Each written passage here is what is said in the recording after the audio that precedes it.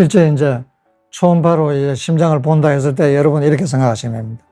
지금 여기 보시면 심장을 보여주고 있죠.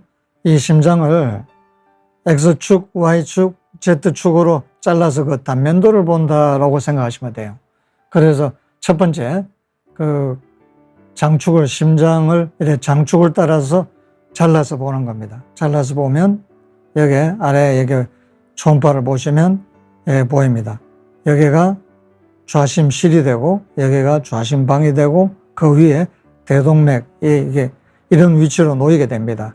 그리고 여기 보이는 판막은 성모판막, 그 다음에 대동맥으로 나가는 것은 대동맥 판막 이래 보입니다. 다음 이번에는 단축으로 잘라서 봅니다. 이렇게 자른 거죠. 심장을 잘라서 보면 가운데 대동맥이 보입니다. 그 안에 판막이 3개가 Y자 모양으로 보입니다. 그리고 둘레, 우심방, 우심실, 그 다음에 폐동맥 이래 순수로 보입니다. 그 다음에는 이번에는 심장을 이제는 수평으로 자릅니다. 수평으로 자르는데 심천부에서 이제 이렇게 프로브를 대고 잘라봅니다. 잘라보면 좌심방, 좌심실, 우심방, 우심실 4개가 다 잘 보이고 그 다음에 성모판막, 삼천판막 그리고 여기 대동맥 판막도 일부 이래 보입니다. 이게 이제 표준 그러니까 초음파 사진이 되겠죠. 그 다음 실제로 이제 저희가 찍은 겁니다. 실제로 볼까요? 예. 심장이 벌떡거리죠? 여기가 좌심방, 여기가 좌심실, 여기 가운데가 성모판막, 여기가 우심방, 여기가 우심실이 됩니다. 보시면 특별하게도 이 좌심실의 벽이 두껍죠? 그렇습니다. 왜냐하면 전신으로 피를 짜낼 때 강력한 힘이 필요하기 때문에 좌심실이 제일 두껍습니다. 그래서 심장의 메인 펌프는 좌심실이다라고 이해를 하시면 됩니다. 네.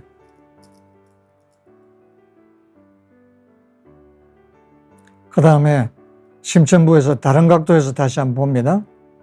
여기도 마찬가지. 여기 좌심방, 좌심실, 성모판막. 그 다음에 여기 대동맥이 됩니다. 피는 여기 좌심방에서 좌심실로, 그 다음에 좌심실에서 대동맥으로 갑니다. 그리고 판막은 교대로 열려요. 성모판막이 열릴 때는 대동맥 판막이 닫히고, 그 다음에 이게 열릴 때는 성모판막은 열리고 그럽니다. 그래서 피가 이렇게 한 길로만 이렇게 가게 되어 있습니다. 실제로 피가 흘러가는 것도 볼까요? 도플러 초음파입니다. 보시면 잘 보이죠? 예. 여기서 좌심방에서 좌심실로 위로 올라갑니다. 그때는 이게 색깔을 이게 붉은색으로 표현했습니다. 피 색깔이 바뀌는 건 아닙니다. 그냥 표현을 한 겁니다. 그리고 그 다음에 좌심실에서 대동맥으로 올라갈 때는 푸른색으로 보이게 이렇게 표현했습니다. 우측도 마찬가지죠. 네. 그 다음, 그래서 저희가 관상동맥 질환, 특히 이분은 이제 심근경색이 있는데, 그래서 심근경색 때문에 근 손상이 너무 많아서 심부전이 왔어요. 물론 당연히 동맥경화죠. 그래서 이분을 저희가 이제 치료를 했습니다. 치료를 하는데 동맥경화 치료하죠. 물론 이게 동맥경화 치료에는 관상동맥도 같이 포함이 되겠죠. 그래서 치료를 하니까 재미있는 결과가 나왔어요. 뭐냐 하면 좌심실이 이분이 그래서 심근경색이 와서 관상동맥을 보니까 3개가 다 심하게 막혔어요. 하나는 100%, 하나는 80%, 하나는 90%. 그래서 이분이 이제 타원에서 이제는 스텐트가 안 되니까 우회수를 이제 새로 이제 혈관을 갖다 붙인 거죠. 3개나 붙였어요. 붙여서 이제 그런데도 불구하고 심장 짜는 게 시원찮습니다. 이게 좌심실이 짜는 게 이게 피를 받아서 52% 이상 짜야 되거든요. 그런데 그래 못 짜요. 43%밖에 안 되니까 심한 운동은 이렇게 못 합니다. 그런데 저희 병원에서 동맥경화 치료를 하면서 희한하게도 이게 혈관이 좋아졌겠죠.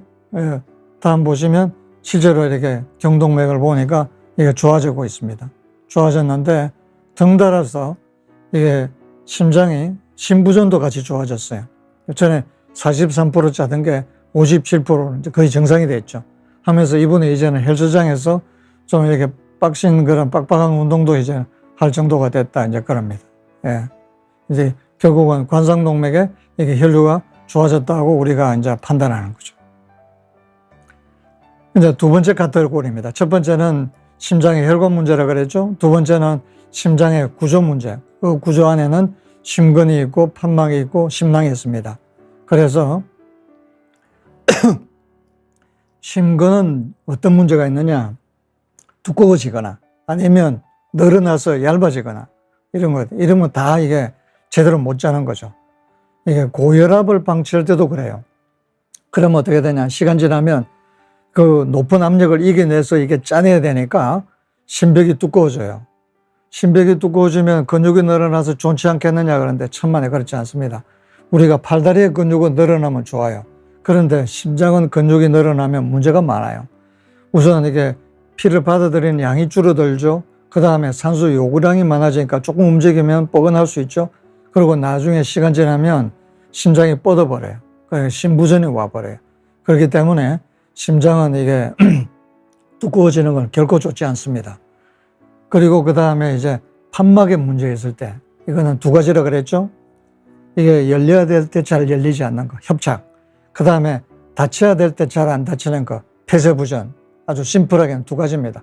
그 네 가지 판막에 각각 두 가지 종류가 있다, 이래 보시면 됩니다.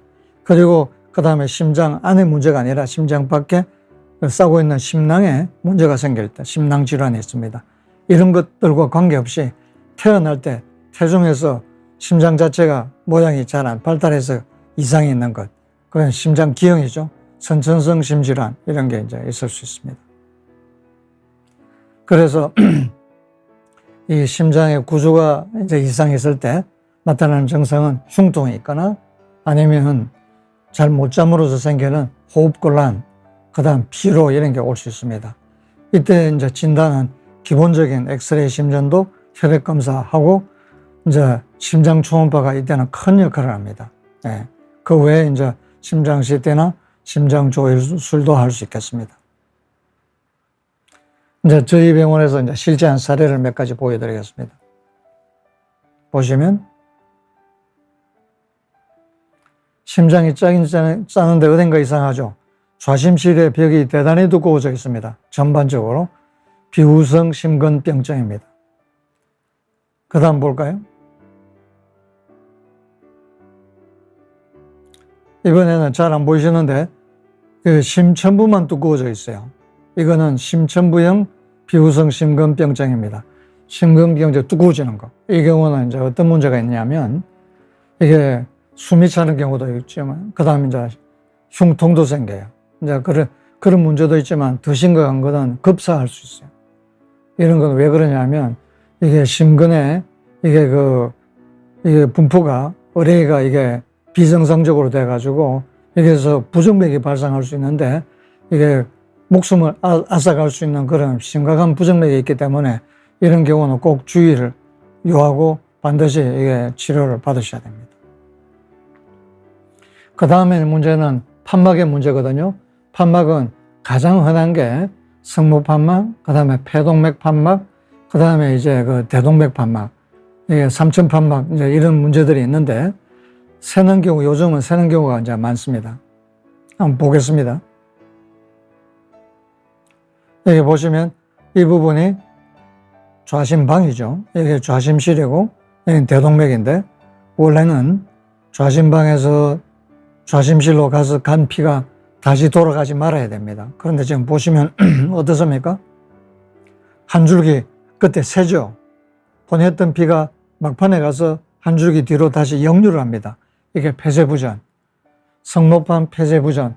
여러분들이 가끔 검진하다가 이런 이야기를 들으십니다. 성모판 폐쇄부전이 있다고 그럽니다. 샌다 그럽니다. 그러는데 그래 걱정들 하세요. 그런데 지금 보시는 이런 정도 경미한 성모판 폐쇄부전은 걱정하실 필요가 없어요. 이 정도는 정상입니다. 상당수에서 정상적으로 다 나타납니다. 그래서 경미한 성모판 폐쇄부전이다 이런 이야기 들으시면 안심하셔도 됩니다. 걱정 안 하셔도 돼요.